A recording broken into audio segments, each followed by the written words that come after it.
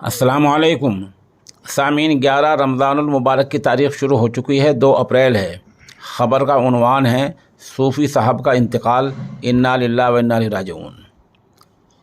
بخش ہند حضرت بولی شاہ قلندر رحمۃ اللہ علیہ پانی پتی کی درگاہ کے خادم اور گدی نشین صوفی سید اعجاز ہاشمی کا آج انتقال ہو گیا ہے۔ ذرائع سے پتہ چلا ہے کہ مرحوم ہسپتال میں زیر علاج تھے، وہیں سے ان کے جسد خاکی کو پانی پت لایا جا رہا ہے۔ خبر کے لیے ہمارے ساتھ مولوی خالد بجرول بھی پانی پت سے ہی اور مولانا ریاست ندوی رابطے میں ہیں۔ وہ بتا رہے ہیں کہ صوفی جی کافی دن سے بیمار تھے اور پہلے وہ اسپتال میں رہے ہیں اور آج ان کا انتقال ہو گیا ہے۔ دوسرے کہ اس نامہ نگار کا بھی برسوں ان کے ساتھ رہنا ہوا ہے۔ وہ معتدل مزاج تھے، منکسر تھے، ملنسار تھے، مہمان نواز تھے اور کسی مسلک کا عالم چل جائے اس کی بہت زیادہ عزت کیا کرتے تھے۔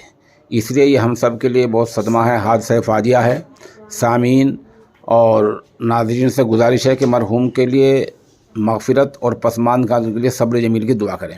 ساتھ ساتھ ہریانہ وقف بورڈ کے افسر اعلیٰ ایاز محمود صاحب اور اس طرح وقف بورڈ کے موجودہ اسٹیٹ افسر جناب معین الدین صاحب اور درگاہ کے امام مولانا جاوید، ان تمام حضرات نے گہرے رنج و الم کا اظہار کیا ہے۔